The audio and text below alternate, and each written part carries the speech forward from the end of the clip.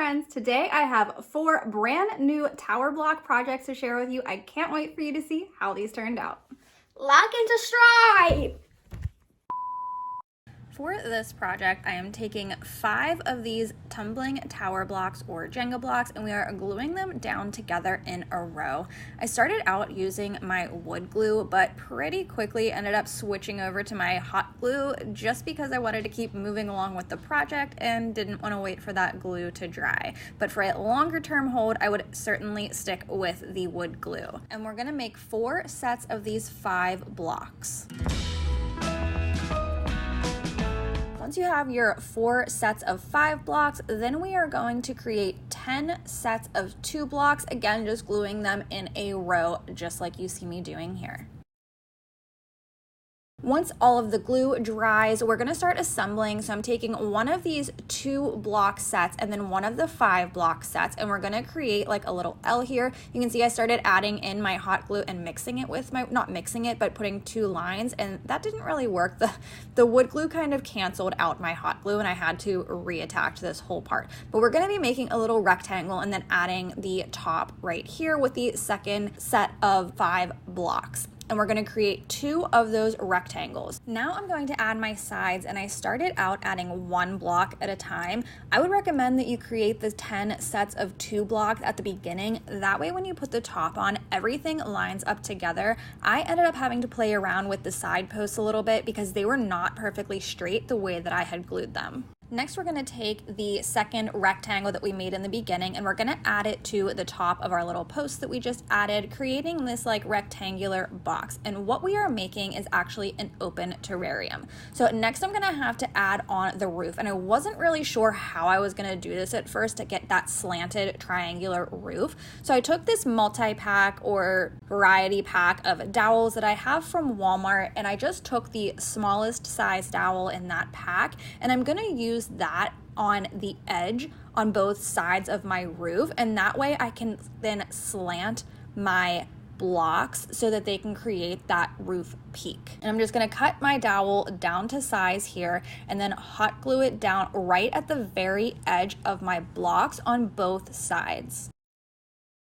Now we're gonna take those remaining 2 block sets, and here I'm gonna start adding in my hot glue, and you want to make sure you hold this in place at an angle until that glue dries. That way it doesn't start to fall over on you, and it's going to hold that position, which you can kind of see here. I know it's a little bit out of frame, but then I'm gonna add that second one on, and I do this 4 more times, adding all 6 of my 2 block sets on top of my roof.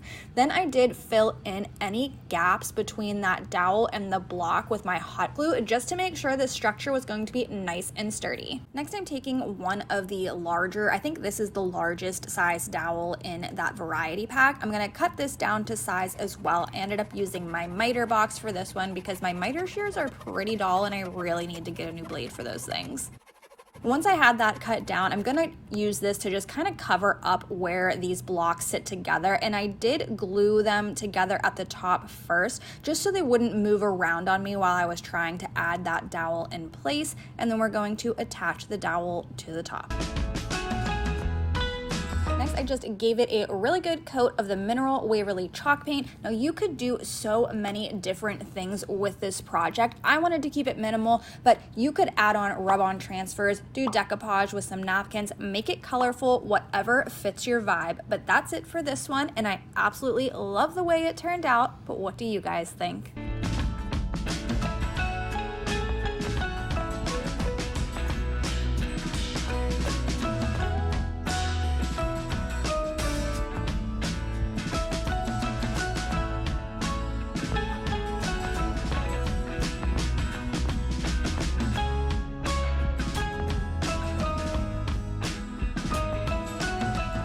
This next project was a struggle to put together, but we'll get into that. I'm gonna start out making 4 sets of the 5 blocks in a row, just like I did in the first project. And then I'm also going to add 1 block in between to create a rectangle.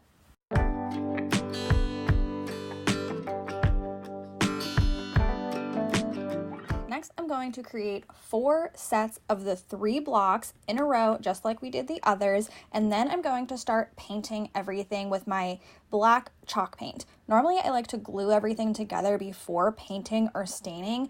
This time, because of the way I wanted to put it together, I thought it would be easier to paint before finishing the build. Next, I'm taking these galvanized signs from the Dollar Tree. I'm going to remove the star. They are just screwed on there, so I unscrewed that. It leaves a hole, but we don't need to worry about that here. You're not going to see that part. Next, I'm going to take one of my rectangles and line it up to see where I need to cut this down. So the metal is going to be like a liner to this box that we are creating. So I placed a little line where I needed to cut it down, and then using some tin snips, I started cutting this. And this is where I first started struggling with this project. My tin snips were just bending the metal. They were not cutting it. Apparently, my husband told me that I was just holding it at the wrong angle. I only had an issue with this very first one that I cut down. The rest of them cut down perfectly fine, but I had to keep bending this piece back and forth and then cutting it, and then finally eventually I got it to work. I ended up using 3 of these signs, one full one for each rectangle side, and then another one for the sides of my box, which you'll see. And I know that these overlap a little bit, so I'm going to take my Star Bond super glue and just glue down the 2 metal pieces so that it creates a longer piece to fit inside of that rectangle.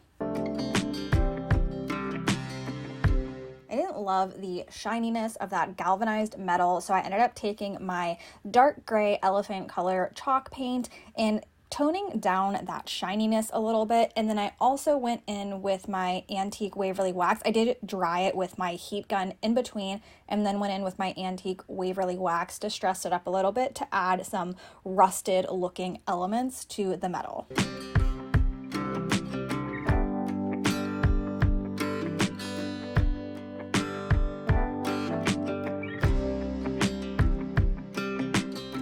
Because of the way this metal was corrugated, it wasn't going to fully touch the wood blocks. So I only added my super glue to attach the metal where that was going to actually touch the blocks. And then taking my spray accelerator, I sprayed it on to quickly dry the glue. As soon as I glued the first piece of metal down, I realized I had not cut them down short enough so the sides of my box would fit together. I pried up the metal and then measured with the blocks where I needed to cut them down. Then when I added the side blocks on, I realized I still didn't cut the metal down short enough. I should have cut it down entirely and not just where the blocks needed to sit, because the 2 edges of the metal were not sitting together right. So once again, I lifted up the metal, cut a sliver off, then glued it back down, and finally I figured that part out and added the rest of my metal pieces in sides of the box.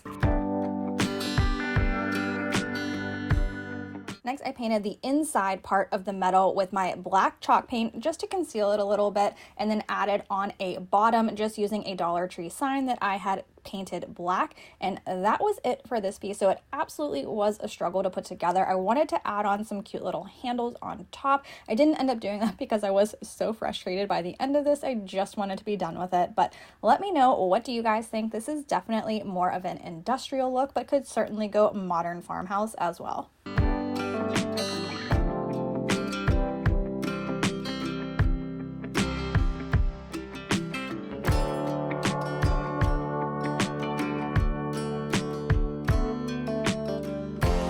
Put this tower block shelf together in my last Jenga block video and wanted to repurpose it. I will link that video above and in my description box below if you haven't seen it yet, but I thought this was the perfect size and shape to make a fall scarecrow with.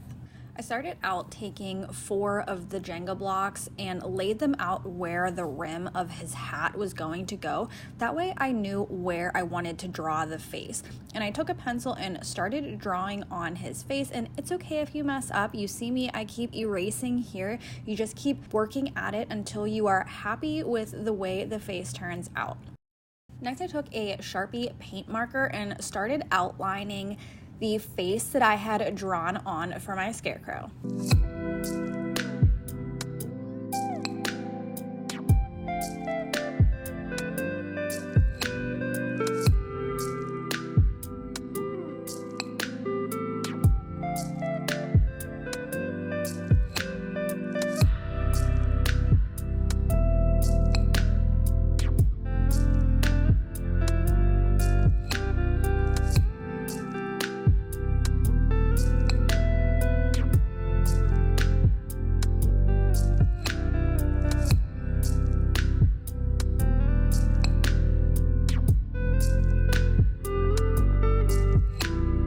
his nose, I took my Waverly chalk paint in the color pumpkin and colored in my triangle.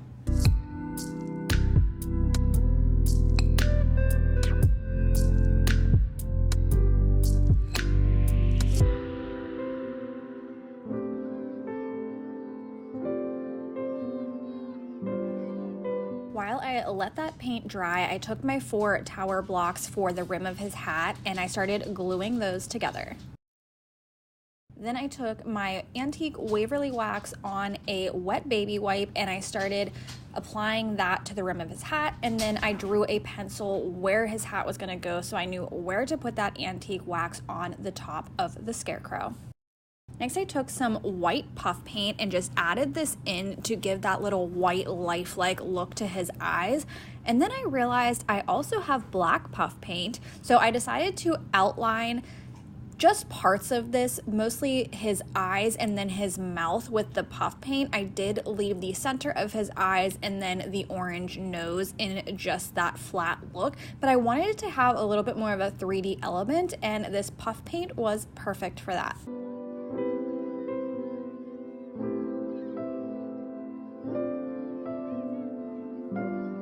Next, I wanted to give him a little shirt, and I have this fabric yard that is pre-packaged, ready to go, that I bought from Walmart, and I thought it was the perfect print to give this guy a plaid flannel shirt. I did cut out 2 rectangles of the fabric and then glued them together so that whenever I was folding over his collar, you wouldn't see that white and you would see the fabric instead. So I'm rolling down his collar here and I'm going to just glue that down in place. Next, I'm just going to fit it onto him, and I did roll that collar top part down 2 times, and then I want to kind of make those triangles like it's the collar of his shirt folded down. So I just hot glued down the sides of the fabric to the sides of the wood blocks, and then I also glued down the top section of the fabric as well. To glue his collar down, I just folded it over and added a tiny little dot of hot glue just to tack it down so that it wasn't too flat against his shirt. And for a last little detail, I added on some buttons to finish off his shirt, and this guy is so cute. Oh, Daddy just got home, huh? Yes, I know. Of course, Sarge had to get in the way of my filming today, but you know, that's just life. What do you guys think of this adorable little Scarecrow for fall? I am just in love with him. He is so stinking cute.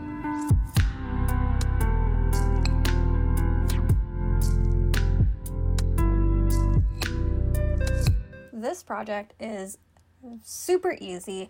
What I'm going to do is start out taking my blocks and I'm going to glue them sideways this time instead of long ways, and I'm going to glue 2 sets of 2 blocks, 2 sets of 3 blocks, 2 sets of 4 blocks, and then 1 set of 5 blocks. And what we're going to make here is some block pumpkins.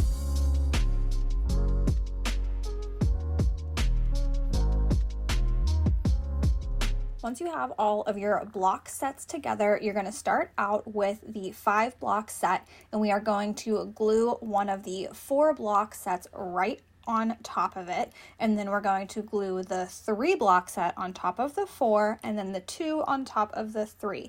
And then you're going to flip it over and repeat that same thing on the other side of the 5 blocks.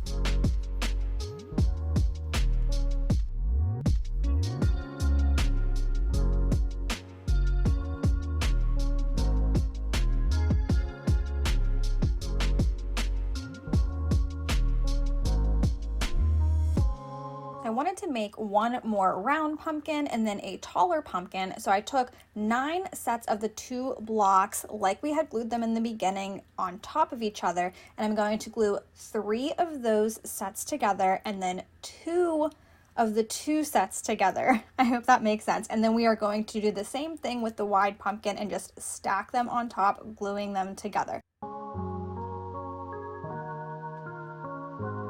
Next, I'm going to paint all of my block pumpkins with the pumpkin color chalk paint by Waverly. And I actually ended up making 3, but the 3rd one that I made was only a really short one using 1 block. Then I'm going to take my ivory chalk paint and give a pretty heavy dry brush coat over top of all 3 of my pumpkins. Then I'm taking this DIY dark wax. I am absolutely loving this stuff. I've just started using it and it is so good to get that aged or distressed look on any of your projects. And I'm taking a baby wipe. This is actually a dried out baby wipe, and I'm just rubbing it along all of the corners of my pumpkins. I do end up going slightly over like some parts of the ivory paint as well, but mostly hitting those corners. Then I took some little branch pieces, hot glued them on top of my pumpkins, added a few little embellishments, and that was it for these ones. Super, super quick and easy, but a nice little touch for your fall display.